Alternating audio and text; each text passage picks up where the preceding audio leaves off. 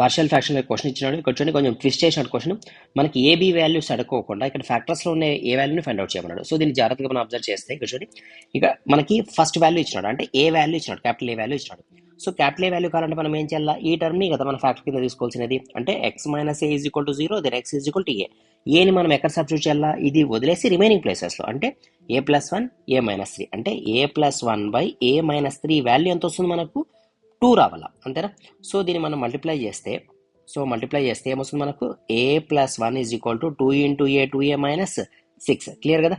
ఏని ఆ సైడ్ పంపిద్దాం, 6ని ఈ సైడ్ తీసుకొద్దాం. సో 7 మైనస్ 6 ఈ సైడ్ వస్తే ప్లస్ 6. సో ప్లస్ 6 1 7 అవుతుంది. 2a మైనస్ ఏ ఏమవుతుంది, ఏ అవుతుంది. ఏ వాల్యూ ఎంత వచ్చింది, 7 వచ్చింది. క్లియర్. మనకు అడిగింది ఏంది క్వశ్చన్లో, స్మాల్ ఏ వాల్యూ బి వాల్యూ. ఏ వాల్యూ 7 వచ్చింది.